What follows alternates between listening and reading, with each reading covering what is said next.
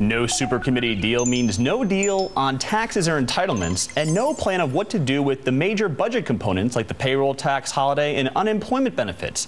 Now, instead of 12 people trying to figure it out, it's up to the full Congress.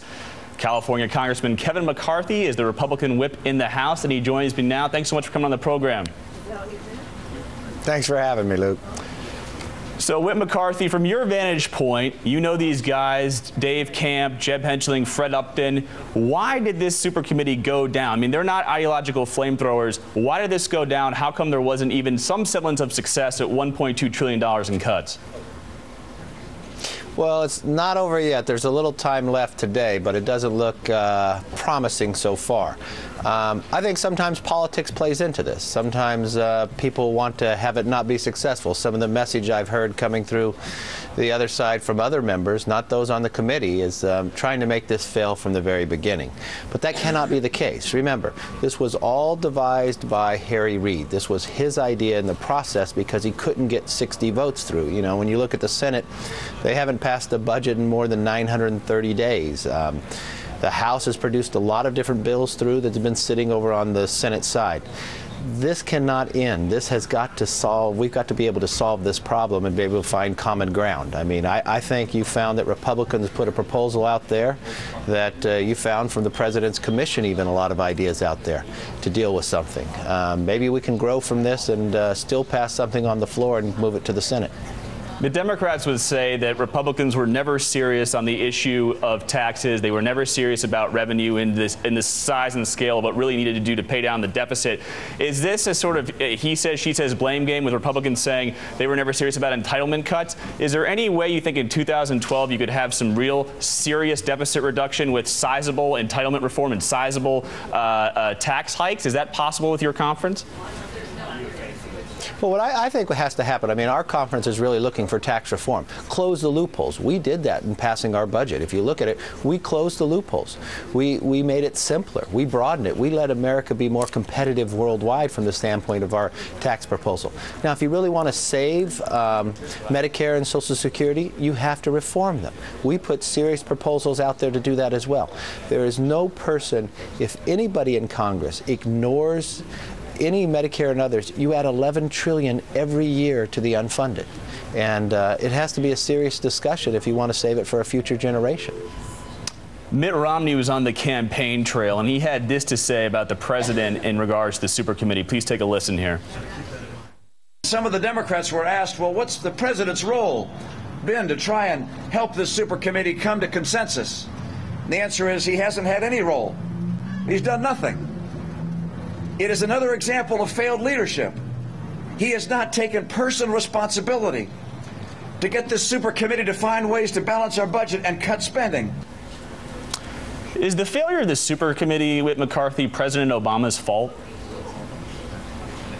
I think there is some fault there, and it's not just him saying that. You have Senator Manchurian, who says it from West Virginia as well, a Democrat. The most depressing thing that happens here, Luke, is normally in divided government, America achieves big things. Think about it for a moment. When Ronald Reagan was president, he had Ross Gronkowski as chairman of Ways and Means and Tip O'Neill as the Speaker of the House. They reformed the tax code and they expanded the growth of the economics in America. Bill Clinton had Newt Gingrich as Speaker and Bob Dole as the leader on the Senate side. They balanced the budget, they had a surplus, and they reformed welfare. This president cannot sit on the sidelines and divide the nation, hopefully to try to win his own election. He needs to unite this country, engage in this process. If you're president, you're the leader of this nation and of the world. You've got to show leadership, not go just campaign and divide the nation.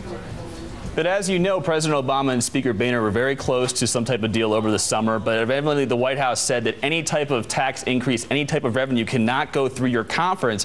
How can you solve the big issues like Tip O'Neill and Reagan did in the 80s if you guys won't take any type of a tax hike? A lot of people saying Grover Norquist will primary anybody that votes for that. Now, remember what you're talking about right here. Republicans have passed a budget, the Senate has not. Republicans have proposed ideas on the table. Even Clyburn, who is a leader in the Democratic Congress, who is on the super committee, said last Sunday, the problem is that the Democrats can never coalesce a round one plan. If you can't put an idea out, the other side can never agree to something. Republicans have made offers. They have made offers where they close the loopholes, where it changes and expands the revenue into government simply from the fact that we expand the economy and grow. That is a fundamental difference that's out there. But the Democrats have never even proposed a plan. What has the president done? Now and then he phones in. Well, you can't be E.T., you actually have to lead. Lastly, there are some things that are going to be expiring at the end of 2012, the payroll tax extension, jobless benefits, possibly the doc fix. Those all add about $300 billion to the deficit. There's a lot of consternation amongst both Democrats and Republicans that those will be very hard to renew through your conference by the end of the year. Do you think that unemployment benefits, as well as the payroll tax extension, which is important to a lot of middle-class families, will be able to be passed by the House GOP by January 1st, 2012? I think you'll see a lot of ideas on the floor when we go back in the super committee out there of taking up those issues, and also when you talk about the doctor fix. All of those, whatever come through the House, would have to be paid for. And I think you'll see the House time and again actually bring ideas up. The challenge has always been in this Congress has been, what can the Senate do? The whole idea of why the super committee was created was Harry Reid, because he could not get enough votes. So he wanted some super committee with only 50 votes to pass something, and Democrats could never even come to an idea. But you'll find Republicans will have an idea to move this economy forward, to create jobs, and at the same time pay for it, that we put us on a more level playing ground to actually grow this economy as well. Whit McCarthy, thank you so much for joining us from Detroit. We appreciate it. How will all this super committee drama affect Wall Street? Well, check